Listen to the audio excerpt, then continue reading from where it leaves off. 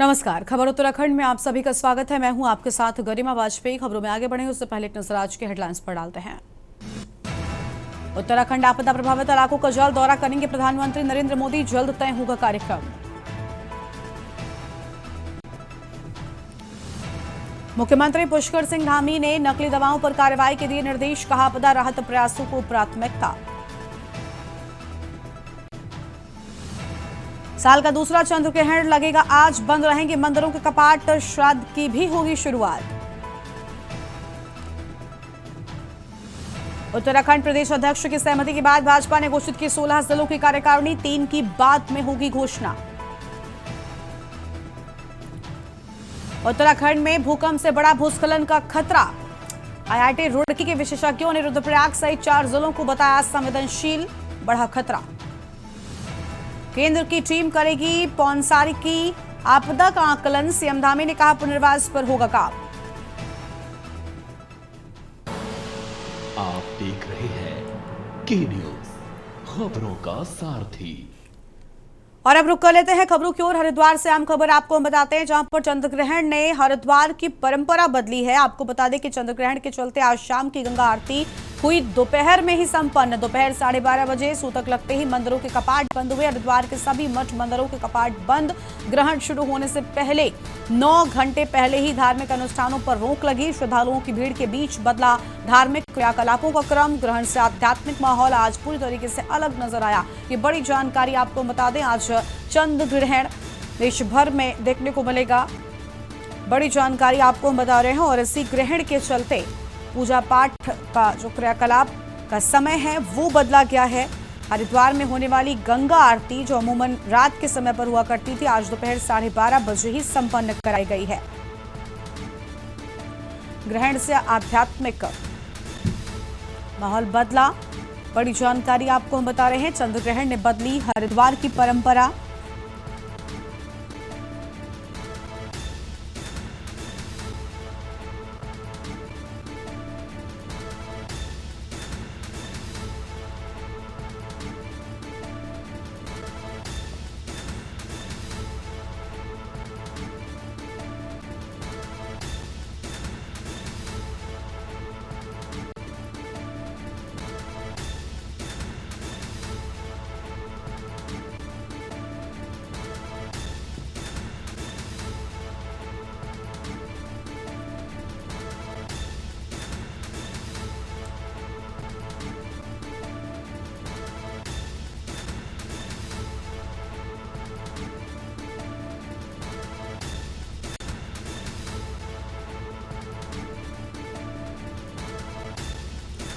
और इसी खबर पर बातचीत के लिए हमारे साथ हमारे संवाददाता मनोज कश्यप जुड़ चुके हैं। मनोज, आज क्योंकि चंद्र ग्रहण देश भर में देखने को मिलने वाला है और यही वजह है कि इसी चंद्र ग्रहण के चलते देश भर में जो धार्मिक मान्यताएं हैं उनमें कुछ बदलाव देखने को मिला। अमूमन हरिद्वार में गंगा आरती का महत्व रात में है, लेकिन आज दोपहर 12:30 बजे ही इसे संपन्न कराया गया है, क्योंकि आज रात चंद्र ग्रहण की शुरुआत होगी।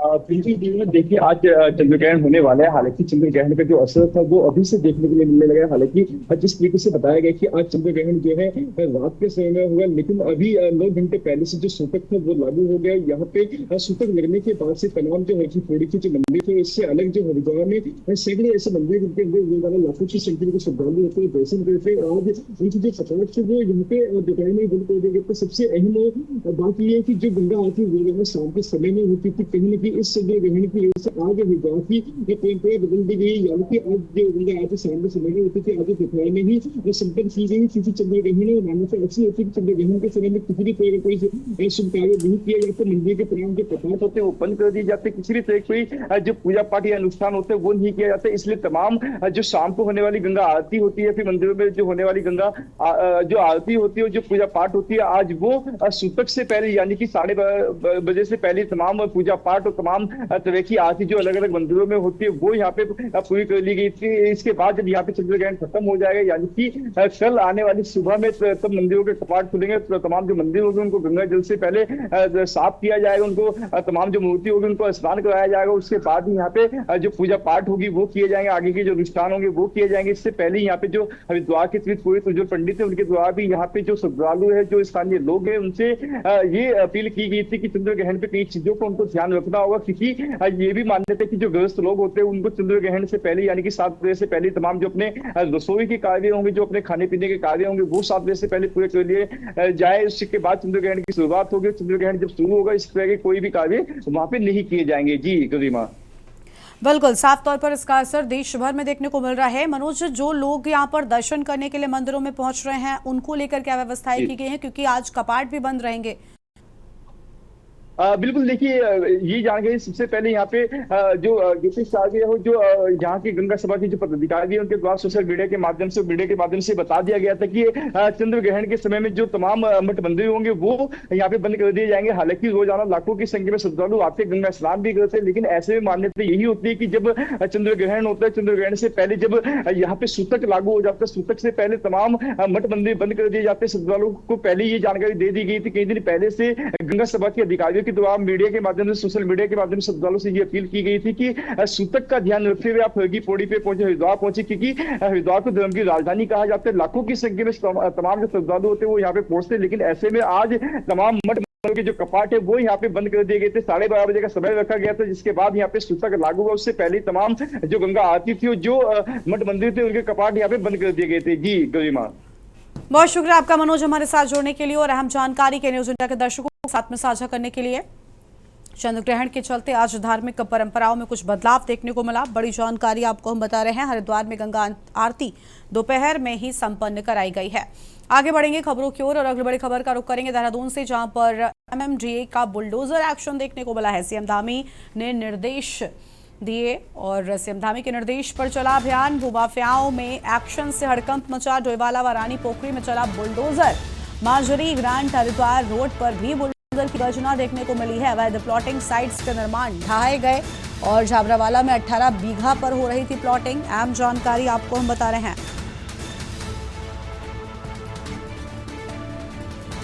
बड़ी खबर आपको हम बता रहे हैं। अवैध प्लॉटिंग साइट्स के निर्माण को ढाया जाने की बात सामने आई है। झाबरावाला में 18 बीघा पर हो रही थी प्लॉटिंग। अहम जानकारी आपको बता दें और इस एक्शन से हड़कंप मचा हुआ है।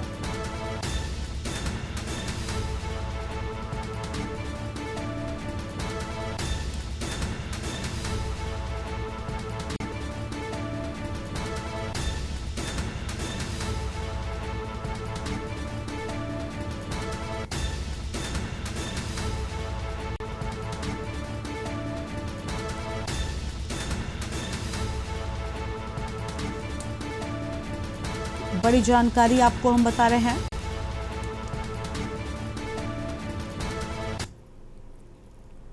आगे बढ़ेंगे खबरों की ओर। अगली बड़ी जानकारी का रुख करते हैं।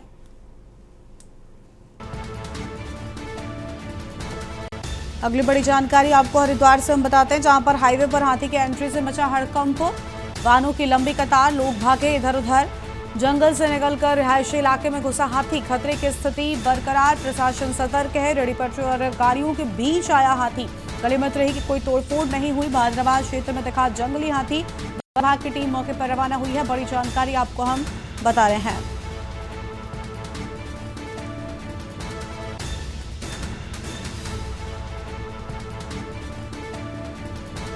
बहादुराबाद क्षेत्र में दिखा जंगली हाथी। अहम जानकारी आपको हम बता रहे हैं।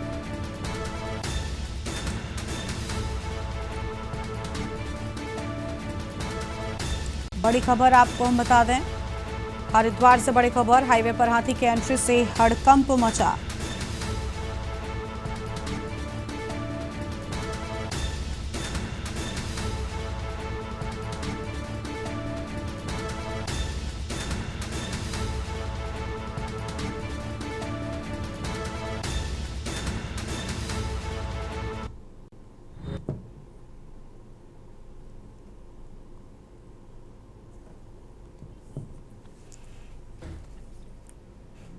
देहरादून में कांग्रेस विधायक काजी निजामुद्दीन ने प्रेस वार्ता में केंद्र और राज्य सरकार को जीएसटी सुधारों को लेकर जमकर घेरा है। उनका कहना है कि जीएसटी दरों में बदलाव से उत्तराखंड जैसे राज्यों को कोई वास्तविक लाभ नहीं होगा, ये केवल दिखावटी कदम है। तो वहीं भाजपा प्रदेश महामंत्री आदित्य कोठारी ने पलटवार करते हुए कहा कि प्रधानमंत्री मोदी ने जनता को जीएसटी दरों में राहत देने का वादा किया था और उसी के तहत यह निर्णय लिया गया है। उन्होंने कांग्रेस पर जनता में भ्रम फैलाने का आरोप लगाया और कहा कि जब कोई निर्णय राष्ट्र हित में लिया जाता है तो उसकी सराहना होनी चाहिए। जीएसटी को लेकर दोनों दलों के बीच तीखी बयानबाजी ने राज्य की राजनीति में गर्मी ला दी है।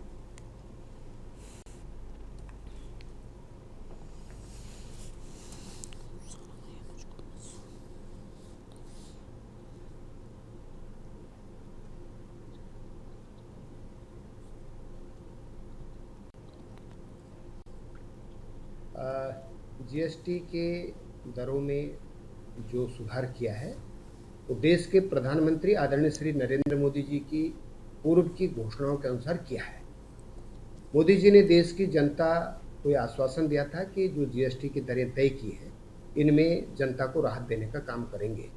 और मैं धन्यवाद देना चाहता हूँ, आभार व्यक्त करना चाहता हूँ नरेंद्र मोदी जी का कि उन्होंने अपने वायदे के अनुसार, अपनी घोषणा के अनुसार जीएसटी की दरों में जनता को बड़ी भारी राहत दी है। जहां तक कांग्रेस का सवाल है, कांग्रेस इस मुद्दे पर राजनीति कर रही है। जीएसटी परिषद की जब बैठक हो रही थी तो कांग्रेस शासित राज्यों ने उसका विरोध किया।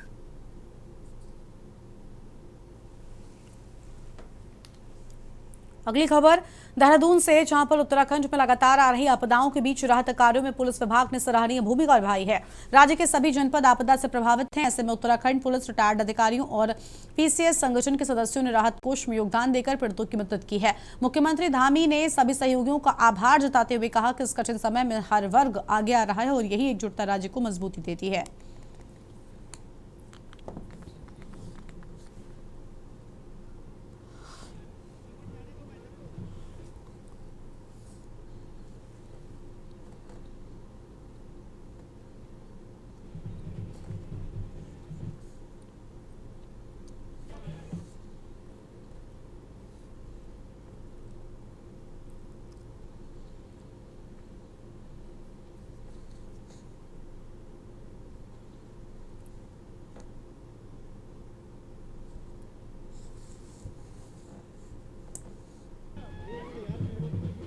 इस समय सभी लोग आपदा पीड़ितों के लिए आगे आ रहे हैं, क्योंकि पूरे राज्य के अंदर आपदा आई हुई है और राज्य का प्रत्येक जनपद, प्रत्येक स्थान आज आपदा से प्रभावित है।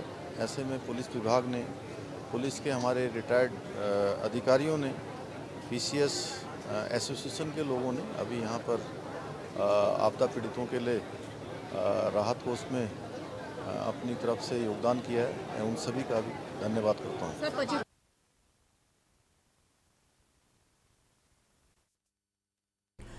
देहरादून के ऐतिहासिक घंटाघर का सौंदर्यीकरण, भव्य रूपांतरण और स्वचालित प्रकाश व्यवस्था का शुभारंभ मुख्यमंत्री पुष्कर सिंह धामी ने किया है। अब यह स्थल न केवल शहर की पहचान बनेगा बल्कि रात में भी जगमगाता हुआ नजर आएगा। मुख्यमंत्री ने इस मौके पर महिला स्वयं सहायता समूह के लिए बनाए गए 4 अत्याधुनिक हलांस कम किचन आउटलेट्स का भी उद्घाटन किया। ये आउटलेट्स स्थानीय और पहाड़ी उत्पादों को बढ़ावा देने के साथ साथ महिलाओं को स्वरोजगार और आत्मनिर्भरता की दिशा में सशक्त बनाएंगे।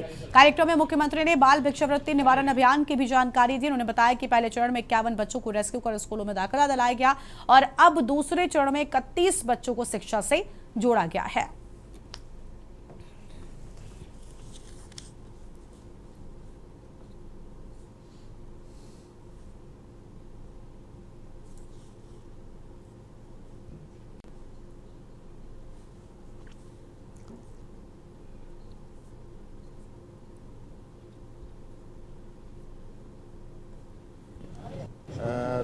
स्मार्ट सिटी देहरादून के अंतर्गत विभिन्न योजनाओं का आज यहाँ पर लोकार्पण और शिलान्यास हुआ है, जिसमें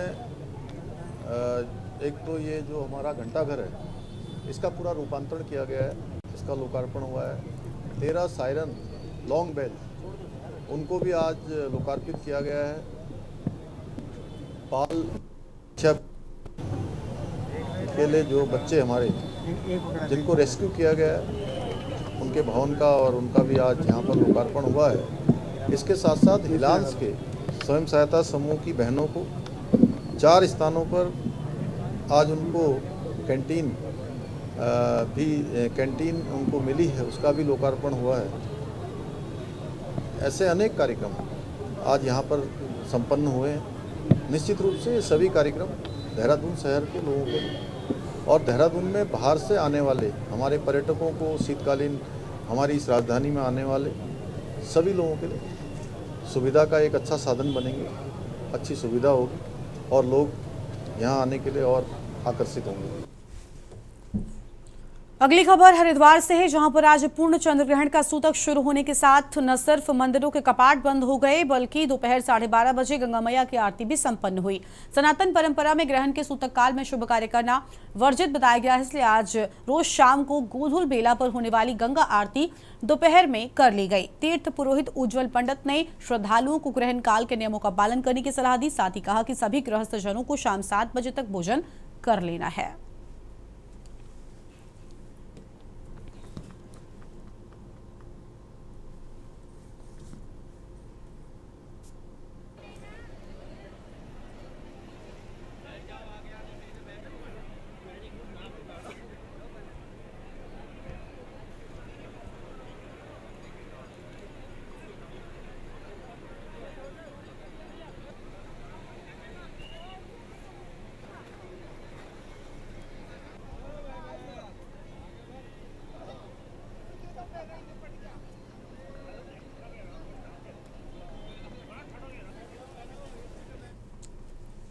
खबर है हरिद्वार से, जहां मुख्यमंत्री पुष्कर सिंह धामी के कड़े निर्देशों पर अमल दिखाई दे रहा है। जिलाधिकारी मयूर दीक्षित ने बड़ा अतिक्रमण विरोधी अभियान छेड़ते हुए अवैध कब्जाधारियों की कमर तोड़ दी है। स्पष्ट नीति और नियम के धनी सीएम धामी के निर्देश पर धाकड़ डीएम पद संभालते ही बुलडोजर एक्शन दिखाया है। सख्ती से चलाए गए इस अभियान के मद्देनजर जहां अतिक्रमणकारियों में हड़कंप मच गया है, तो वहीं अवैध कब्जों की वजह से परेशानियों का सामना कर रहे आम लोगों ने राहत की सांस ली है।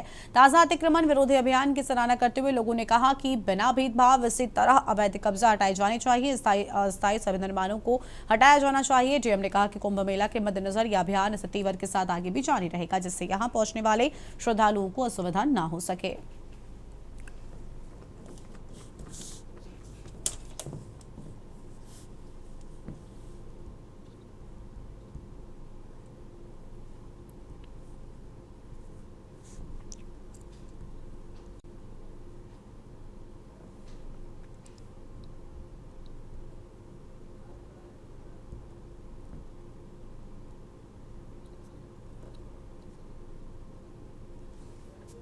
लगातार अतिक्रमण के खिलाफ कार्रवाई हमारी चल रही है और इसमें माननीय मुख्यमंत्री के द्वारा निर्देश प्राप्त हैं कि सरकारी भूमि पे किसी भी तरह का अतिक्रमण को हम बर्दाश्त नहीं करेंगे। इसके क्रम में विभिन्न ग्रामीण क्षेत्रों में तालाब की भूमि पर, सिंचाई विभाग की भूमि पर, ग्राम समाज की भूमि पर अतिक्रमण हटाया जा रहा है, जिसमें अभी लक्सर में, रुड़की में कार्रवाई की गई है और हरिद्वार और भगवानपुर तहसीलों में भी चिन्हित करके नोटिस आदि की कार्रवाई कर रहे हैं। और साथ ही शहरी क्षेत्रों में आज शिवालिक नगर क्षेत्र में, भगवानपुर क्षेत्र में जगह जगह अतिक्रमण हटाया जा रहा है। मेला क्षेत्र में भी आज कई टीम्स के द्वारा इंस्पेक्शन किया गया और अतिक्रमण को चिन्हित किया गया है। आने वाले समय में जैसी बारिश अब थोड़ी और भी कम होगी, अतिक्रमण हटाने की कार्रवाई में और गति है। और सीधा आपको देहरादून लेकर चलते हैं। मुख्यमंत्री पुष्कर सिंह धामी का कुछ कहना सुनाते हैं। लागू करने का ऐतिहासिक कार्य भी देवभूमि उत्तराखंड ने किया है। वहीं देश का सबसे प्रभावी नकल कानून भी लागू किया है, जिसका परिणाम है पिछले 4 वर्षों में 25,000 से अधिक युवाओं ने सरकारी नौकरियां पाने में सफलता प्राप्त की है और एक में भी नकल का कोई प्रकरण नहीं आया है।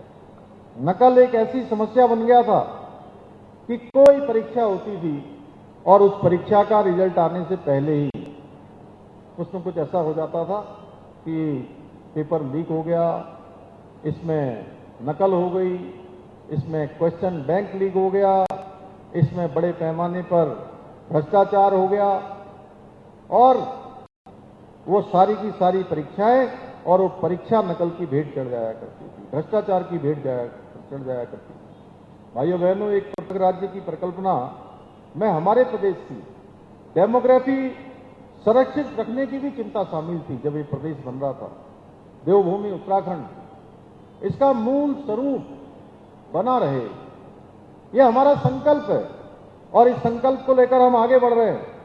हमारी सरकार देवभूमि उत्तराखंड की डेमोग्राफी को बचाए रखने के लिए पूरी तरह से प्रतिबद्ध होकर निरंतरता से कार्य कर रही है। हमने जहां एक और प्रदेश में सख्त धर्मांतरण विरोधी कानून और दंगा विरोधी कानूनों को लागू किया है, वहीं हमने लैंड जिहाद, लव जिहाद और थूक जिहाद जैसी घृणित मानसिकताओं के खिलाफ भी कठोर कार्रवाई सुनिश्चित की है। हमने प्रदेश में लैंड जिहाद पर कड़ी कार्रवाई करते हुए 9000 एकड़ से भी अधिक सरकारी भूमि को लैंड जिहादियों से मुक्त कराया है और एक अभियान चला है। ये अभियान हमारा अभी निरंतर चलने वाला है। इसके साथ ही करीब 250 से अधिक अवैध रूप से चलने वाले मदरसों को सील करने के साथ ही 550 से अधिक अवैध संरचनाओं को भी हटाया है। इतना ही नहीं, हाल ही में हमारी सरकार ने राज्य में नया कानून लागू कर मदरसा बोर्ड को भी समाप्त करने का निर्णय लिया है। इस कानून के लागू होने के पश्चात 1 जुलाई 2026 के बाद उत्तराखंड में केवल वही मदरसे संचालित हो पाएंगे जिनमें हमारे सरकारी बोर्ड द्वारा निर्धारित पाठ्यक्रम पढ़ाया जाएगा। इतना ही नहीं, अभी जिसके बारे में मेरे से पहले बोलने वाले वक्ताओं ने बताया कि हम अल्पसंख्यक शिक्षा का जो प्राधिकरण बनाने जा रहे हैं, उस प्राधिकरण के अंतर्गत और जो हम अभी शिक्षा का अल्पसंख्यक शिक्षा का सुधार का विधेयक लेकर आए हैं, पहले अल्पसंख्यक शिक्षा में मिलने वाला अनुदान केवल एक समुदाय को मिलता था भाइयों। हमने अब उसमें, मुझे यहाँ बताते हुए खुशी हो रही है कि हमने उसमें जैन समाज को भी रखा है, सिख समाज को भी रखा है, फारसी समाज को भी रखा है, बौद्ध को भी रखा है और ईसाइयों को भी रखा है। यानी कि उसका लाभ अब जितने जो हमारा अल्पसंख्यक समाज जिसको माना जाता है, उन सभी को उसका लाभ मिलेगा इस एक्ट के हमारे लागू हो जाने के बाद। इसके अतिरिक्त हमारी सरकार राज्य में सनातन संस्कृति को बदनाम करने वाले पाखंडियों के विरुद्ध भी ऑपरेशन कालनेमी के माध्यम से हमने सख्त कार्रवाई हम इसके पर भी कर रहे हैं और हजारों ऐसे कालनेमी आज पुलिस की गिरफ्त में आए हैं। मुझे बताया गया कि आपने सरकार से अपेक्षा रखी है अभी कि राज्य में जैन कल्याण बोर्ड का गठन किया जाए, जिसमें संपूर्ण जैन समाज को एक प्लेटफॉर्म पर लाया जा सके। मैं आप सभी को विश्वास दिलाता हूं, अल्पसंख्यक कल्याण विभाग इस पर अवश्य विचार करेगा। भाइयों बहनों, मेरा मानना है कि जब हम समाज के प्रत्येक वर्ग को साथ लेकर बढ़ेंगे, तभी हमारे देश का और हमारे राज्य का समग्र विकास संभव हो सकेगा और उत्तराखंड को देश का अग्रणी राज्य बनाने का हमारा विकल्प रहित संकल्प सिद्ध हो सकेगा। और मुझे पूरा विश्वास है, हमारे इस संकल्प को सिद्ध करने में जैन समाज हमेशा की तरह हमें अपना आशीर्वाद, अपना समर्थन, अपना सहयोग प्रदान करता रहेगा। इसी विश्वास के साथ एक बार मैं पूज्य सौरभ जी के श्री चरणों में नमन करते हुए, सभी जैन मुनियों को प्रणाम करते हुए और सभी गुरुजनों को नमन करते हुए आप देहरादून से आप सुन रहे थे मुख्यमंत्री पुष्कर सिंह धामी को, जिनकी ओर से अहम बातें कही गई हैं। इस बुलेटिन में इतना ही। तमाम बड़ी खबरों के लिए आप देख रहे हैं के न्यूज़ इंडिया। नमस्कार।